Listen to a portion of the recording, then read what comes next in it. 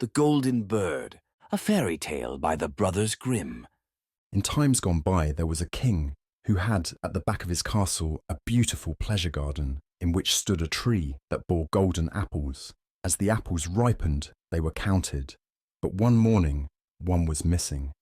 Then the king was angry, and he ordered that watch should be kept about the tree every night. Now the king had 3 sons, and he sent the eldest to spend the whole night in the garden. So he watched till midnight, and then he could keep off sleep no longer. And in the morning, another apple was missing. The second son had to watch the following night, but it fared no better, for when 12 o'clock had struck, he went to sleep. And in the morning, another apple was missing. Now came the turn of the third son to watch, and he was ready to do so. But the king had less trust in him, and believed he would acquit himself still worse than his brothers.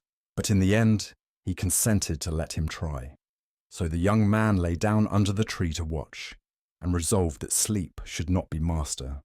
When it struck 12, something came rushing through the air, and he saw in the moonlight a bird flying towards him, whose feathers glittered like gold. The bird perched upon the tree, and had already pecked off an apple, when the young man let fly an arrow at it. The bird flew away, but the arrow had struck its plumage, and one of its golden feathers fell to the ground. The young man picked it up, and taking it next morning to the king, told him what had happened in the night. The king called his council together, and all declared that such a feather was worth more than the whole kingdom. "Since the feather is so valuable," said the king, "one is not enough for me. I must and will have the whole bird." So the eldest son set off, and relying on his own cleverness, he thought he should soon find the golden bird. When he had gone some distance, he saw a fox sitting at the edge of a wood, and he pointed his gun at him. The fox cried out, "Do not shoot me, and I will give you good counsel. You're on your way to find the golden bird, and this evening you will come to a village in which 2 taverns stand facing each other. One will be brightly lighted up, and there will be plenty of merriment going on inside. Do not mind about that, but go into the other one, although it will look to you very uninviting." "How can a silly beast give one any rational advice?" thought the king's son, and let fly at the fox, but missed him. And he stretched out his tail and ran quick into the wood. Then the young man went on his way, and towards evening he came to the village, and there stood the 2 taverns. In one singing and dancing was going on, the other looked quite dull and wretched. "I should be a fool," said he, "to go into that dismal place, while there is anything so good close by." So he went into the merry inn, and there lived in clover, quite forgetting the bird and his father and all good counsel. As time went on, and the eldest son never came home, the second son set out to seek the golden bird. He met with the fox, just as the eldest did, and received good advice from him without attending to it. And when he came to the 2 taverns, his brother was standing and calling to him at the window of one of them, out of which came sounds of merriment. So he could not resist, but went in and revelled to his heart's content. And then, as time went on, the youngest son wished to go forth and to try his luck, but his father would not consent. "It would be useless," said he. "He is much less likely to find the bird than his brothers, and if any misfortune were to happen to him, he would not know how to help himself. His wits are none of the best." But at last, as there was no peace to be had, he let him go. By the side of the wood sat the fox, begged him to spare his life, and gave him good counsel. The young man was kind, and said, "Be easy, little fox, I will do you no harm." "You shall not repent of it," answered the fox, "and that you may get there all the sooner, get up and sit on my tail." And no sooner had he done so than the fox began to run, and off they went over stock and stone, so that the wind whistled in their hair.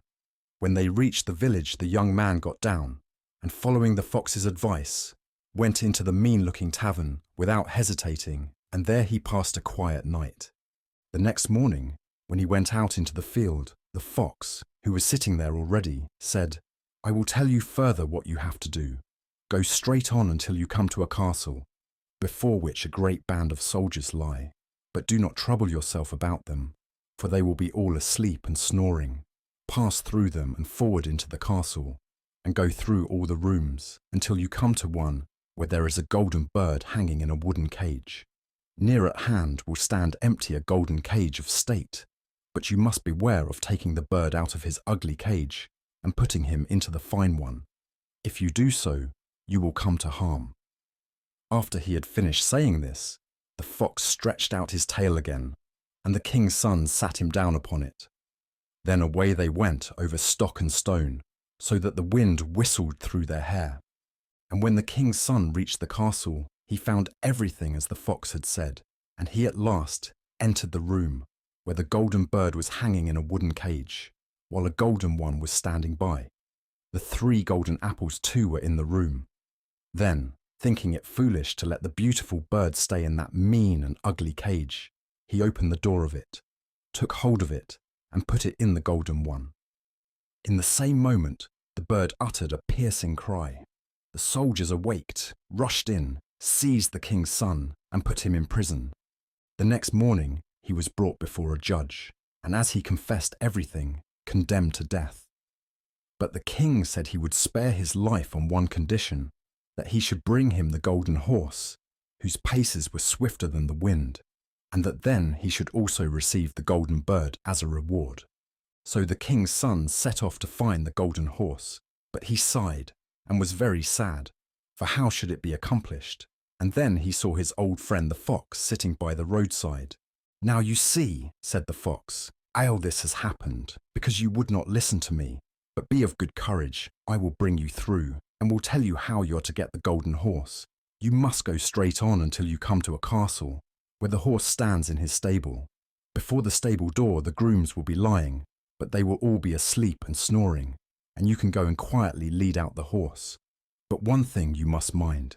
Take care to put upon him the plain saddle of wood and leather, and not the golden one, which will hang close by. Otherwise, it will go badly with you."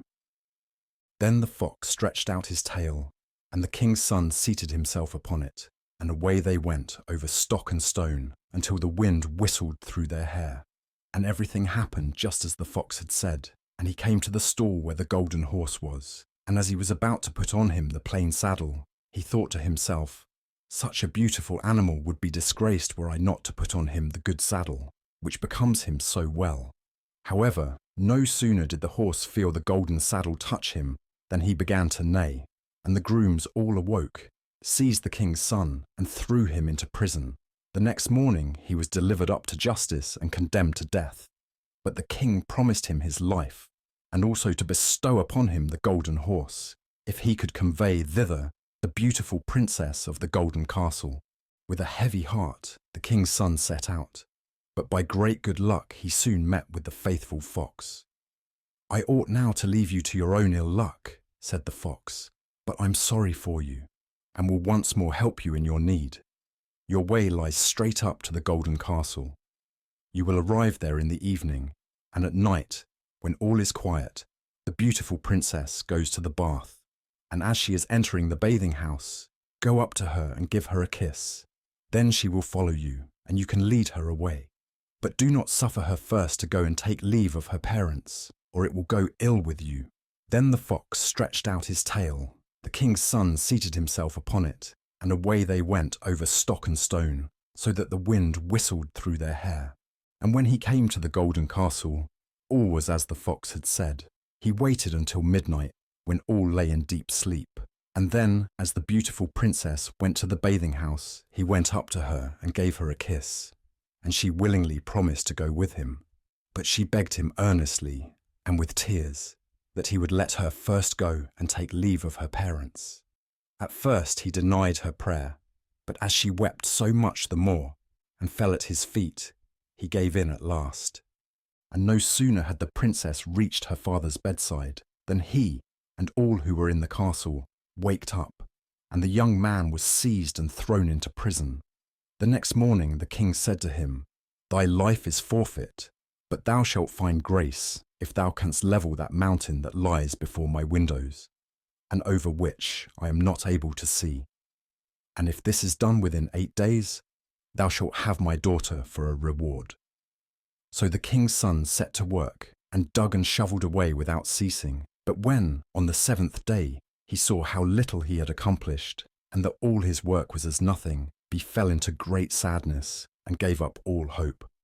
But on the evening of the 7th day, the fox appeared and said, "You do not deserve that I should help you, but go now and lie down to sleep, and I will do the work for you." The next morning when he awoke and looked out of the window, the mountain had disappeared. The young man hastened full of joy to the king and told him that his behest was fulfilled, and whether the king liked it or not, he had to keep to his word and let his daughter go. So they both went away together, and it was not long before the faithful fox came up to them. "Well, you have got the best first," said he, "but you must know the golden horse belongs to the princess of the golden castle." "But how shall I get it?" asked the young man. "I'm going to tell you," answered the fox. "First, go to the king who sent you to the golden castle, and take to him the beautiful princess. There will then be very great rejoicing. He will willingly give you the golden horse, and they will lead him out to you. Then mount him without delay, and stretch out your hand to each of them to take leave, and last of all to the princess. And when you have her by the hand, swing her up on the horse behind you, and off you go. Nobody will be able to overtake you, for that horse goes swifter than the wind." And so it was all happily done, and the king's son carried off the beautiful princess on the golden horse. The fox did not stay behind, and he said to the young man, "Now, I will help you to get the golden bird. When you draw near the castle where the bird is, let the lady alight, and I will take her under my care.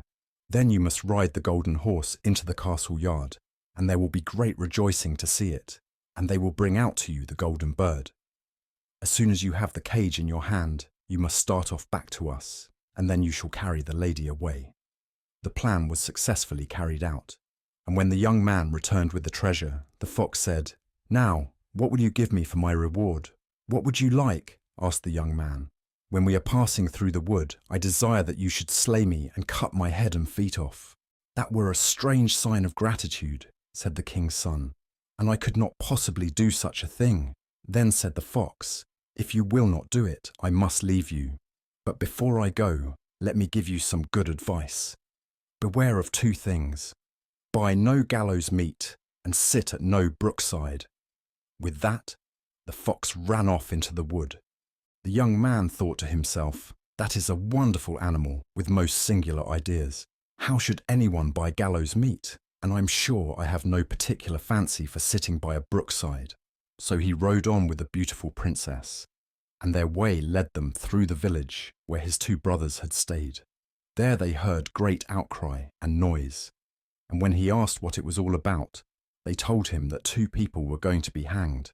And when he drew near, he saw that it was his 2 brothers, who had done all sorts of evil tricks and had wasted all their goods. He asked if there were no means of setting them free. "Oh yes, if you will buy them off," answered the people. "But why should you spend your money in redeeming such worthless men?"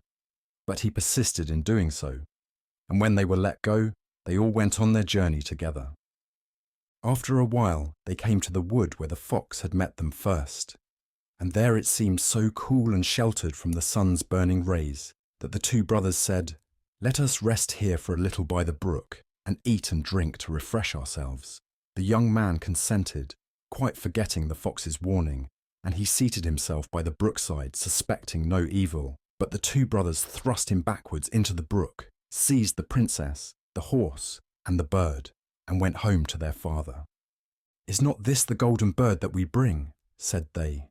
"And we have also the golden horse, and the princess of the golden castle." Then there was great rejoicing in the royal castle, but the horse did not feed, the bird did not chirp, and the princess sat still and wept. The youngest brother, however, had not perished. The brook was, by good fortune, dry, and he fell on soft moss without receiving any hurt, but he could not get up again. But in his need, the faithful fox was not lacking. He came up running and reproached him for having forgotten his advice. "But I cannot forsake you all the same," said he. "I will help you back again into daylight." So he told the young man to grasp his tail and hold on to it fast, and so he drew him up again. "Still, you are not quite out of all danger," said the fox. "Your brothers, not being certain of your death, have surrounded the wood with sentinels, who are to put you to death if you let yourself be seen. A poor beggar man was sitting by the path, and the young man changed clothes with him, and went clad in that wise into the king's courtyard. Nobody knew him, but the bird began to chirp, and the horse began to feed, and the beautiful princess ceased weeping. "What does this mean?" said the king, astonished. The princess answered, "I cannot tell, except that I was sad, and now I am joyful. It is to me as if my rightful bridegroom had returned."